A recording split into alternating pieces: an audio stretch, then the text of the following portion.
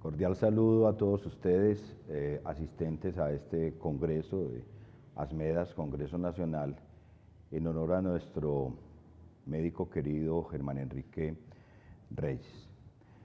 En este momento vamos a trabajar un tema que, aunque se está volviendo taquillero y salen los titulares, de alguna manera nuestra población no ha podido disfrutar de él.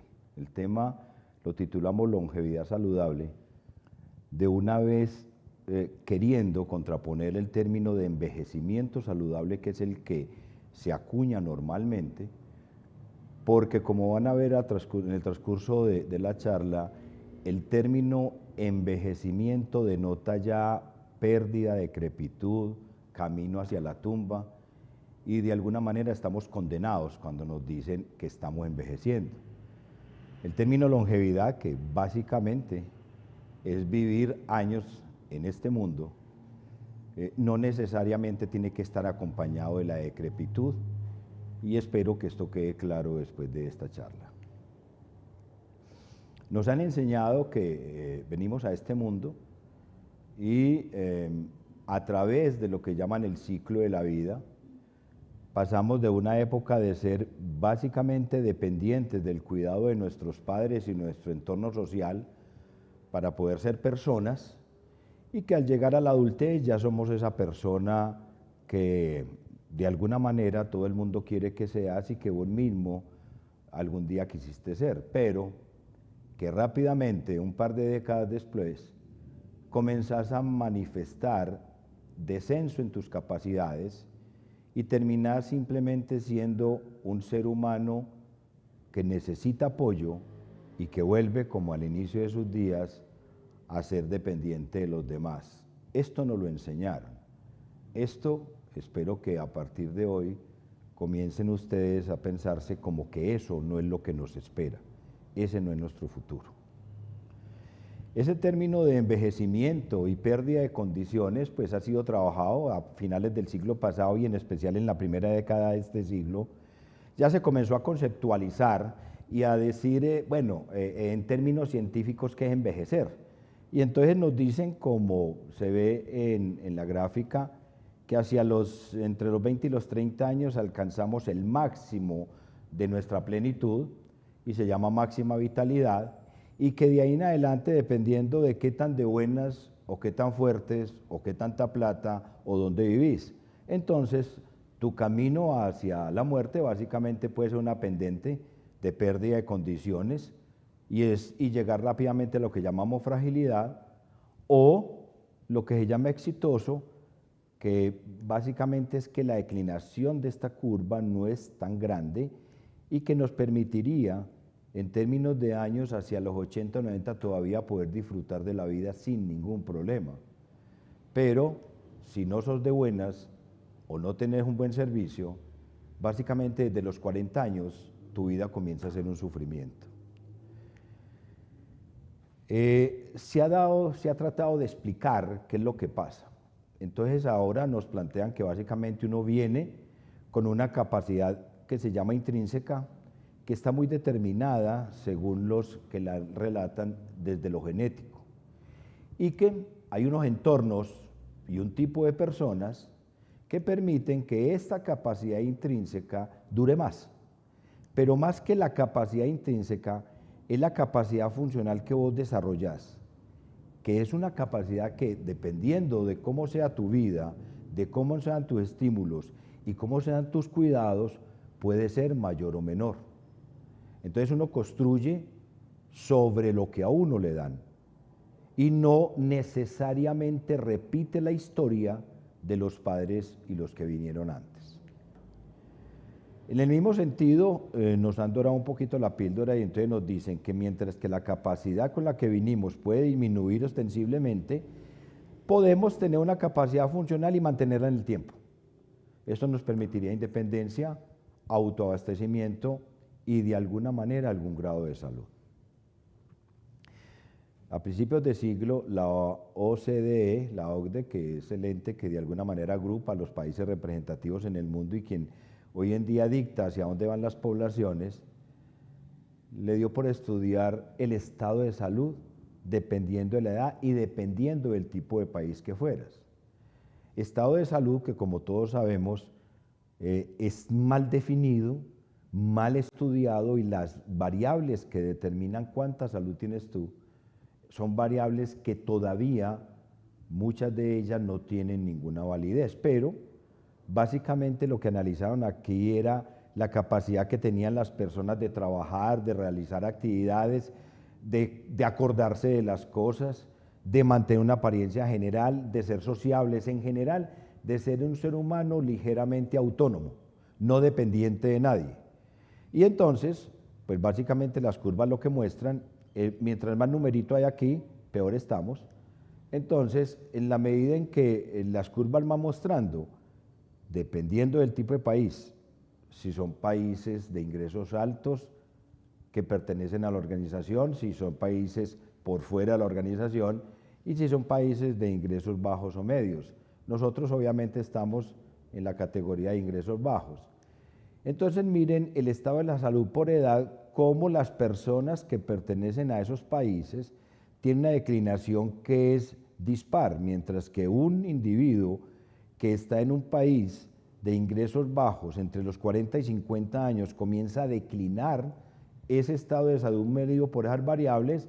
En los de alto ingreso solamente eso ocurre después de los 60 años.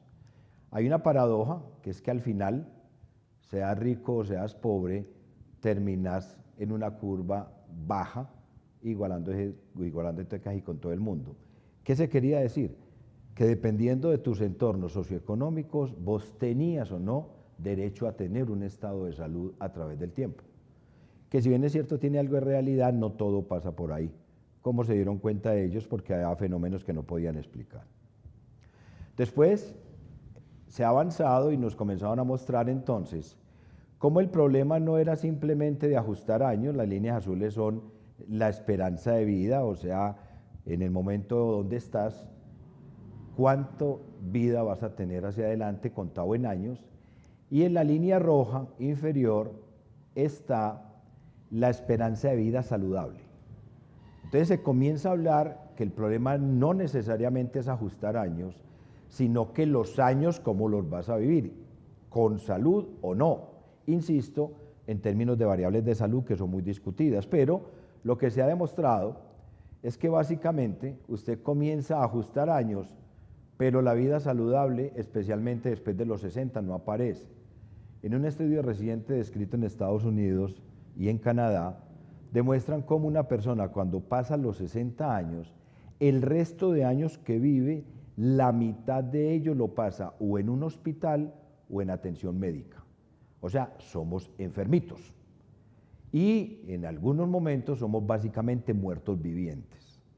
Y eso indudablemente no es lo que quiere el ser humano. El ser humano, en la medida en que ajusta años, los que tenemos más de 60 entendemos que nos morimos, los que tenemos más de 60 sabemos que eso nos va a pasar, los jóvenes creen que es un problema de otro, pero lo que sí sabemos nosotros es que el fin de nuestros días no quiere ser dependiendo de, o como decimos coloquialmente en nuestras casas, que se lo rifan a uno cada semana a ver quién lo cuida. Esa no es la esperanza de vida de un individuo en nuestro tiempo. Entonces hay una discrepancia, un espacio que básicamente en promedio son 10 años entre esperanza de vida y esperanza de vida saludable. El otro escenario fatídico que ya nos tocó es que lo que se llama el índice de envejecimiento, y básicamente la relación en personas mayores de 60 años con personas menores de 15, o sea, la relación entre viejos y niños. Para nosotros estaba predicho que hacia el 2032 el país, Colombia, iba a tener un índice de 1, es decir, por cada viejo iba a haber un niño. Antes teníamos 19 niños por un viejo. Ahora, debido a la migración venezolana, ocurría en el 18 y 19, realmente se alargó un poquito ese año en que vamos a llegar. Ahora se pronostica que en el 2035. Pero realmente, pasado el 2030, o sea, dentro de unos 6 años y medio, la posibilidad de que haya un viejo por un niño en nuestro país, en nuestra ciudad Medellín, es clara. En territorios de Colombia como el Viejo Caldas, Ese índice ya está llegando a 1 en este momento. Y en el mundo se espera que ese índice llegue más o menos hacia el 2060. De tal manera que nuestro país no es un país de jóvenes, es un país que cada vez es de viejos, y para eso indudablemente nos tenemos que preparar, y más que preparar, comenzar a hacer cosas. Y por último, en este escenario casi fatídico, está presagiado básicamente que la población dependiente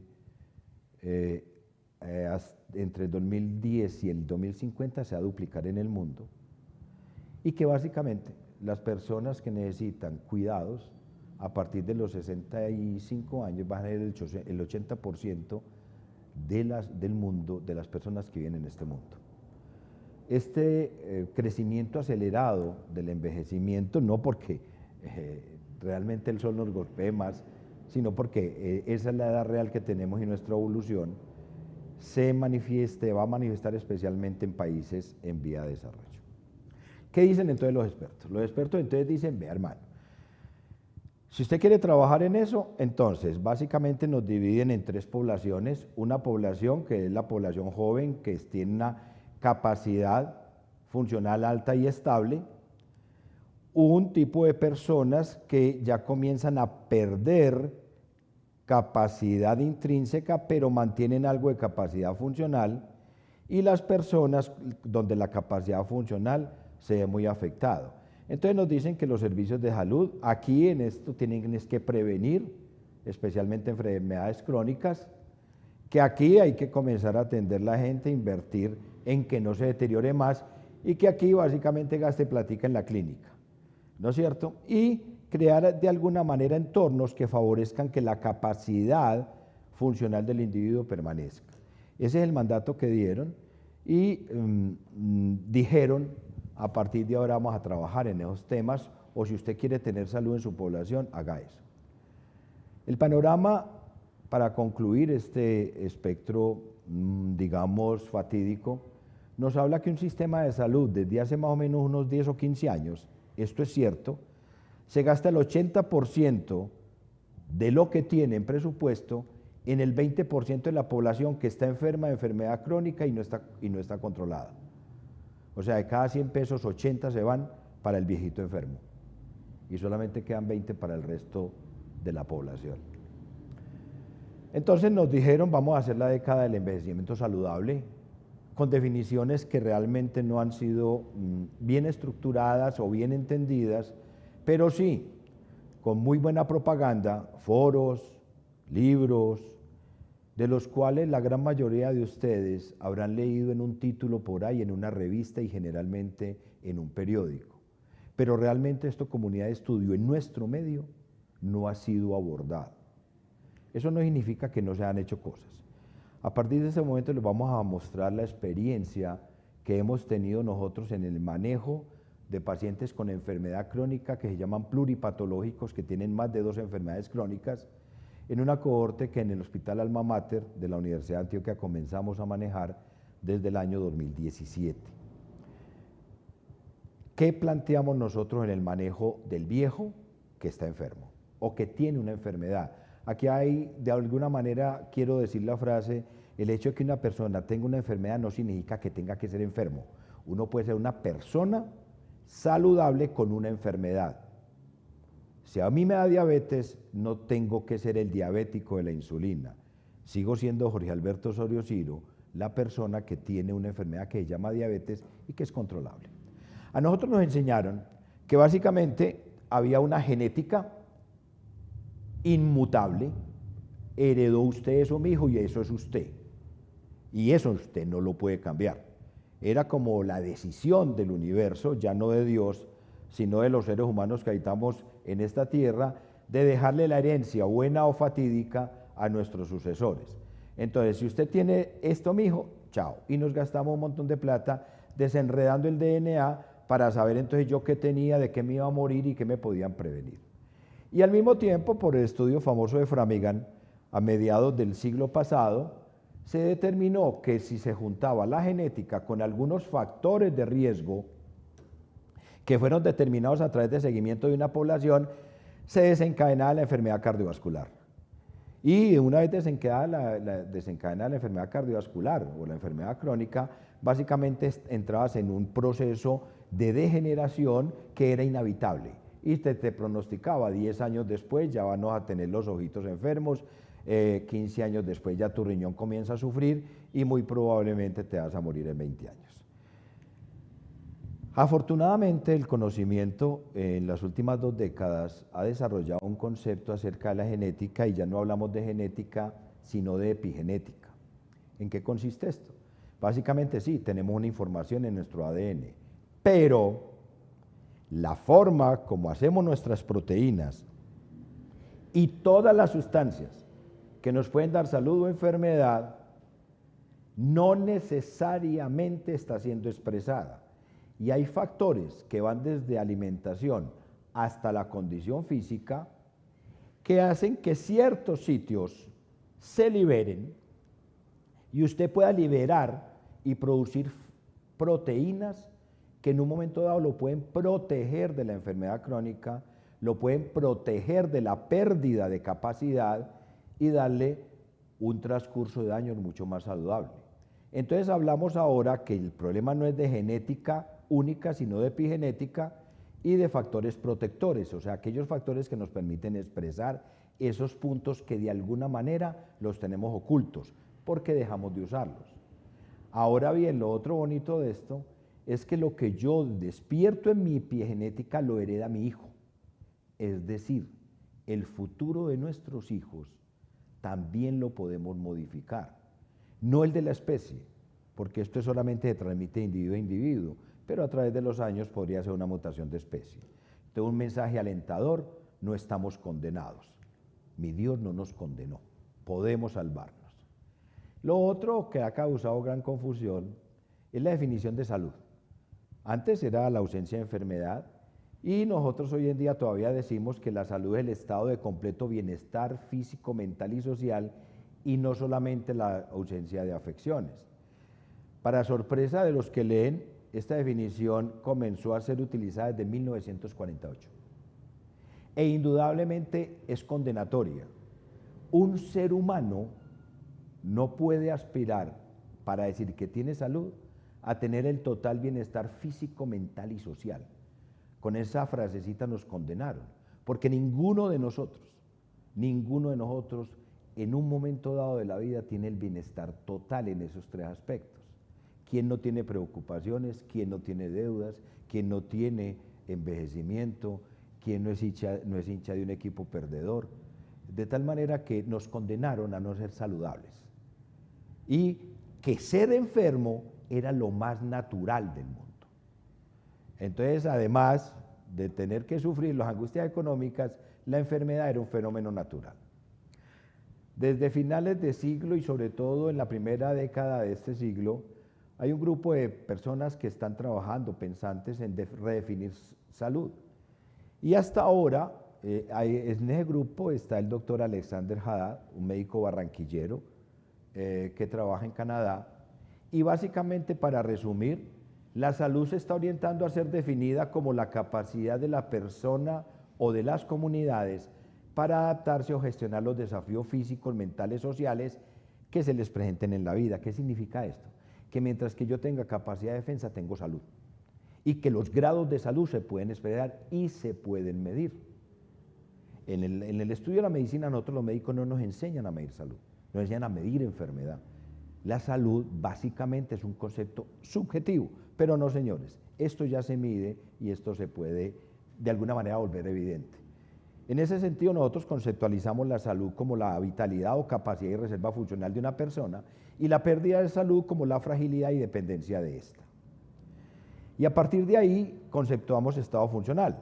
Aplicando esa definición de salud, pues entonces pasamos de la definición del diccionario, que condición funcional es la que le permite al individuo desempeñarse en las actividades de la vida diaria, que es lo que siempre han tenido como estado funcional, a decir que el estado funcional es la condición que le permite al individuo mantener la capacidad de adaptarse a los desafíos físicos, mentales y sociales.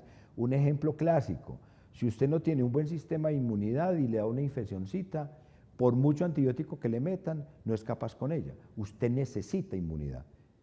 Entonces, mientras que uno tenga inmunidad, tiene salud inmunitaria. El día que la pierde, perdió su salud. Aparecieron conceptos como estos, que no es por ser de mi especialidad, pero una de las cosas más maravillosas que se comenzó a enseñar es que cualquier tejido tenía capacidad de producir sustancias hormonales que pueden alterar el funcionamiento de las células de sus vecinos, y se identificó el músculo como el tejido productor de hormonas protectoras. Es antiinflamatorio puro, en cambio la grasa no. Al mismo tiempo se demostró que la capacidad física igualaba las posibilidades de una persona, enferma o no, de vivir. Es decir, una persona con enfermedad, en este caso cardiovascular, en la medida que tuviera condición física, se igualaba a la persona que no tenía enfermedad para el riesgo de muerte. Y eso se demostró en personas frágiles como quienes tienen un nivel de condición física, la posibilidad de muerte es mucho menor que los que no la tienen. En el 2016 la AHA, el órgano americano, conceptuó que la condición cardiorrespiratoria debía ser considerada como un signo clínico, un nuevo signo vital que debía ser medido en todos los individuos. Al mismo tiempo apareció la velocidad de marcha como un signo clínico que le deben medir a cualquier persona. En la medida en que vuelves a perder velocidad de marcha, te vas aproximando a la tumba o al hospital. En la medida en que puedes caminar rápido, te alejas de la enfermedad y de la muerte. Hay que medírselo a todos y eso es muy fácil. A partir de ahí planteamos una clasificación para las personas con enfermedad crónica, la llamamos clasificación funcional, donde tenemos en cuenta el estado de salud, los factores de riesgo y las enfermedades que sufría. Y básicamente los clasificamos así, eso lo aplicamos en nuestra población de 5.000 individuos. La clasificación funcional fue validada para que fuera verdad científica y publicada en el 2021 en la revista de la Organización Panamericana de la Salud. Está ahí, léanse el artículo, y quiero mostrarles esto. En la medida en que usted avanza en el deterioro por la clasificación funcional, hay un punto básico, que es cuando usted comienza a perder, en nuestra clasificación se llama 2B, este individuo, el 2B, tiene enfermedades crónicas, pero todavía tiene el estado funcional. Cuando pasa a 3, es porque el estado funcional comienza a perderse y en el 4 ya lo perdió. Y miren entonces las curvas de probabilidad de muerte. Pero miren la tabla. Si usted tiene su estado funcional y tiene además diabetes, EPOC, insuficiencia cardíaca, la posibilidad de morirse pasa de 1,5 a 8. Usted tiene, en la medida en que pierde posibilidades de vida. Y al mismo tiempo para el sistema vale 5 veces más y se hospitaliza 3,5 veces más. O sea, el estado funcional te preserva y te da capacidad de enfrentar la enfermedad. Por eso implementamos, además del tratamiento usual de medicina interna, trabajos que los llamamos dosis de salud en lo mental, estado de ánimo, memoria, nutricional, alimentación saludable, física, mantener una condición física protectora, y social, que es lo más difícil. Resultados. Sencillamente esta población que tenemos a cargo, comenzamos en el 2017, a este momento disminuyó a la mitad la hospitalización por cualquier causa. Disminuyó la estancia hospitalaria en 3 días por cualquier causa. Tiene todo lo de PIP cumplido. Y la mitad de ellos están vivos aún, siendo el 70% en una condición mejor. ¿Por qué traemos esto? Porque en nuestro país podemos hacer este tipo de cosas y no estamos condenados a ser los pobres que nos morimos más rápido. Nosotros podemos hacer las cosas con nuestros recursos, simplemente cambiando el enfoque. Y esto, entonces, son nuestros pacientes haciendo cosas sencillas como apoyo monopodal. Esto impide las caídas y da acondicionamiento para la marcha. Sentarse y pararse de una silla lo hace desde el niño hasta el abuelo, no hay ningún problema. Lo hacen los abuelos entre ellos de diferentes capacidades. Para esto no necesita ni ropa fitness, ni tenis de última generación, ni ir al gimnasio. Esto se hace en casa. Esta es la versión de los ricos de velocidad de marcha, esta es la versión de nosotros en nuestra terraza de velocidad de marcha. Caminar cambiando la velocidad de marcha es uno de los mejores ejercicios que puede hacer una persona y lo puede hacer como ven ellos, cada uno a su ritmo, cada uno con sus propiedades y cada uno con sus dificultades. Al mismo tiempo, lo que trabajamos en deporte, que se llama centro de cuerpo o core, se trabaja en los viejos en este tipo de cosas y lo puede trabajar cualquier persona joven o cualquier médico que nos está viendo, porque les digo que cuando usted hace una sentadilla a 90 grados contra el muro, como lo están haciendo este par de viejos, las cifras de presión arterial comienzan a mejorar hasta en 10 centímetros la sistólica, haciendo esto simplemente 3 veces a la semana. Es muy sencillo, es fácil, no es costoso. Por el otro lado, comenzaban a aparecer nuestras esperanzas acerca de lo mental. Ya comenzaban a aparecer en los últimos 5 años demostraciones de cómo el ejercicio aumenta el volumen de zonas del cerebro que son las responsables de nuestro estado de ánimo, nos ayudan en la ansiedad y activan las zonas donde somos felices. Esto no me lo estoy inventando. Estos son estudios serios publicados con resonancia magnética y aplicando ejercicio. O sea, tenemos esperanza también para no ser viejitos bobitos. Sí. Y esto no les da prácticas sencillas, tiene suficiente sustento científico, se han medido factores bioquímicos que estimulan este tipo de crecimientos y la mejoría de nuestras funciones mentales.